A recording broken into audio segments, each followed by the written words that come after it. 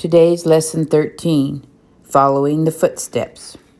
Do you remember a time you were so sure about something that nothing could change your mind? Just for a minute, close your eyes and picture it. That moment when you were dead, set, absolutely certain, 100% committed to an idea or belief. You knew that you knew that you knew that you were right. Can you think of a time? Now, can you think of an example of when you were proven wrong? Sometimes our own self-confidence are almost like blinders. We are so doggedly determined to prove one thing that we are unable to see anything else. Perhaps we are right, but we might miss other things in the process. Our belief or point could be valid, but our approach or motivation may be wrong. Confidence is a wonderful thing when it stems from an identity rooted in who God is and who He made us to be, rather than proving our point or being recognized. Today we are going to learn about a man of deep convictions who did some really good things for the field of paleontology. Did he do everything the right way with the right heart? Only God can judge his motivations. But there are secret lessons hidden in the atomacy that we might be able to learn from if we follow the footsteps of his past. Meet Edward Hitchcock. In 1793, nearing the eve of the 19th century, when the very concept of dinosaur was still a myth in children's storybooks. Before paleontology and fossils, a little baby boy named Edward Hitchcock was born. His family was not wealthy or well off, and his home was not ostentatious or fancy. He was a humble boy born into a humble circumstance, with no markers of greatness to set him apart.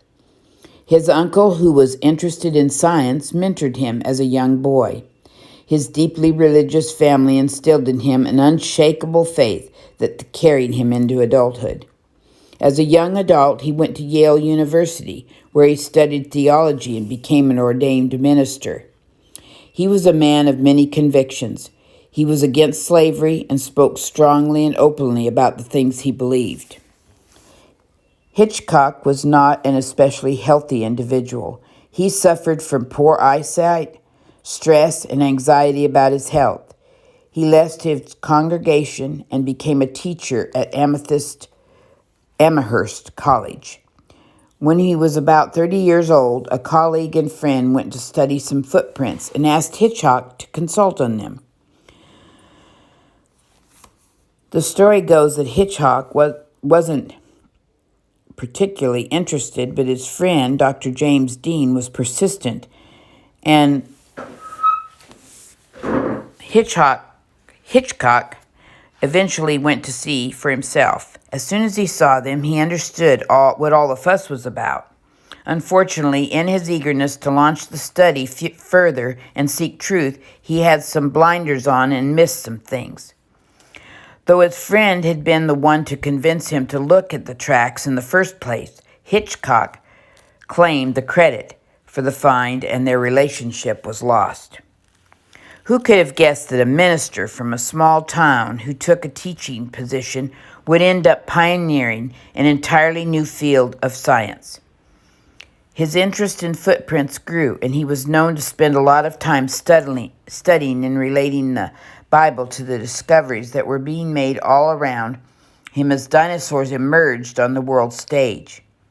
He became so enthralled with fossilized footprints that he continued to search for them and found over 20,000 in his lifetime. Hitchcock first coined the term ichthyology in 1841, which was later shortened to ichthyology, the study of trace fossils such as animal tracks, trails, burrows, and more.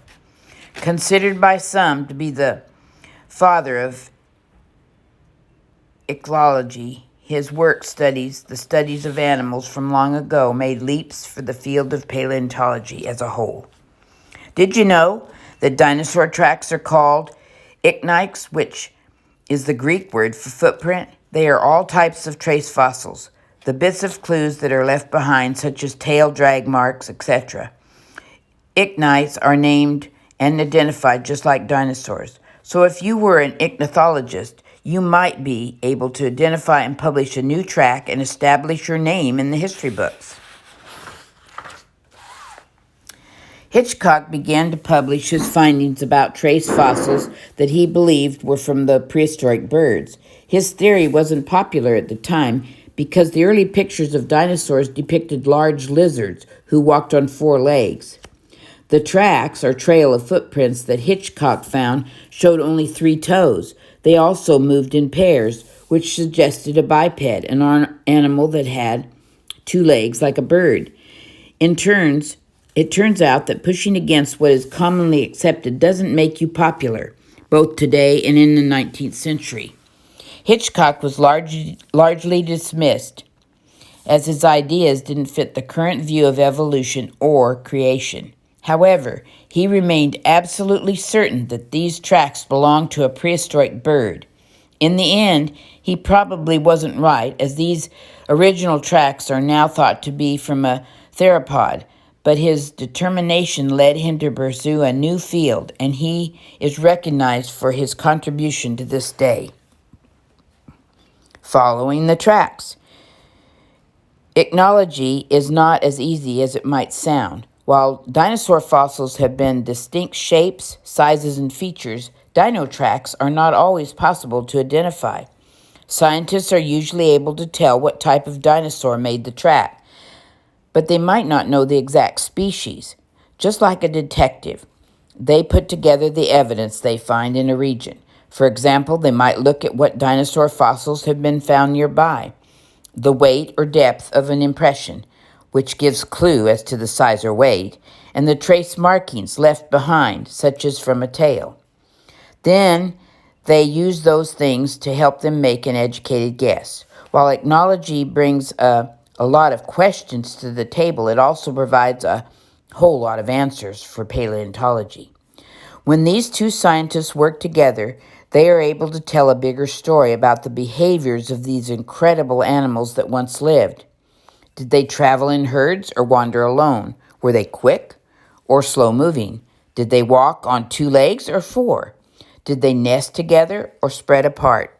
Studying the traces that are left behind can help answer all of these questions. Extra, construction meets paleontology.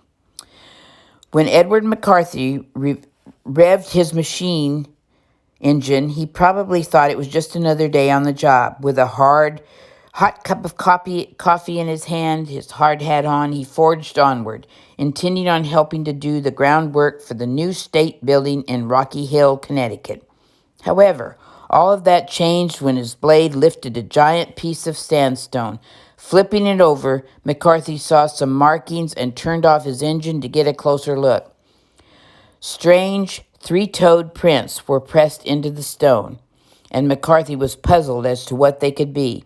Continuing his work, he found more, and word got around to the scientific community.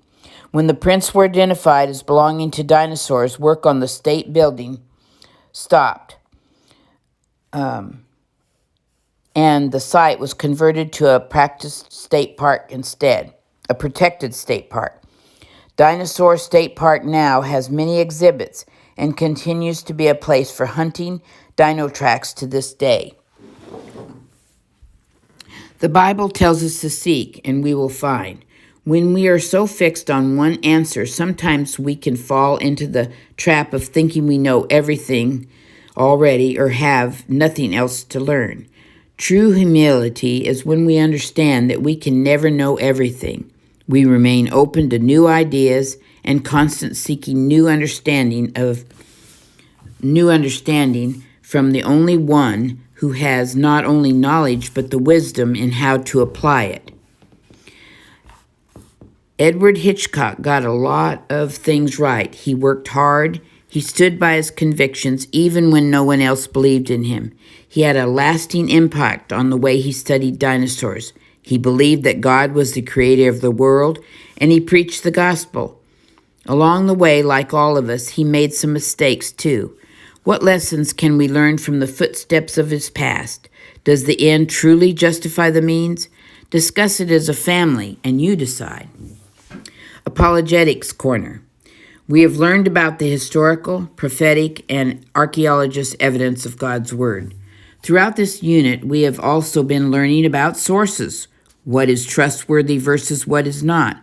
Based on what you have learned of apologetics so far, do you think you can trust the Bible as a source?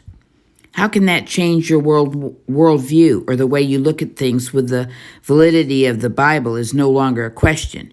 Talk about it as a family. Then take some time to choose one or all of the scientific evidence below and see how science points to Jesus. Number 1, hygiene. Can you think of a time when you saw someone do something that you just didn't make sense to you because it was entirely foreign or new? In both Numbers 19 and Leviticus 13, God told the Israelites how they should deal with sickness and death. At the time, no one knew about germs, parasites, mold, bacteria, or viruses, so these rules were strange and something that no one else did or probably understood, but God knew. He who created the world, He who orchestrated the things we can't even see. He knew that the Israelites had to take precautions with sickness and disease that could be contagious and infect others, so He set some rules in place for them. Read one of these chapters and then take time to research Ignace Similis. See how his discoveries show us how the Israelites must have heard God to follow the rules they didn't even understand, ultimately save their lives. Number 2, paths in the sea. Did you know there are paths in the sea? There are currents that God set up when He created the world. We read about these paths in the Bible in Psalms 8:8, but it was many, many years later that a man named Matthew Morey read this passage, and he was inspired to see if it was true. Once again, the words written thousands of years earlier in a book that must be true was proven correct. Number 3, the water cycle. Before scientists understood the water cycle, people would pray to various gods, participating in ceremonies, dances, and rituals to ask for rain for their crops. But did you know that the Bible talks about the water cycle? Read Amos 9:6 and think about what it teaches about the water cycle and how the writer at the time would have known nothing about it. Where would he have gotten this information from if he was not hearing from God, the one who created and designed it all? Talk about this with your family. Number 4, the flood. Even within the theory of evolution, scientists can agree that the bone beds in graveyards with mixed bones indicate some sort of mass flooding. Not only that, but geology points to the earth being covered in water as well. We know that in the Bible the earth was covered with water 2 times. Once in the very beginning when God's Spirit was hovering over the face of the waters, and again during the flood. The Bible talks about both of these that science clearly points to. In their book, 301 Startling Proofs and Prophecies, Peter and Paul Ledonte say that a large percentage of the rock surface in the world is sedimentary. Based on this, they conclude that the world was covered by water at some point in the past. Research more proofs of the flood and talk about how they can help prove the inerrancy of the Bible. This concludes Lesson 13 for today. Have a good day.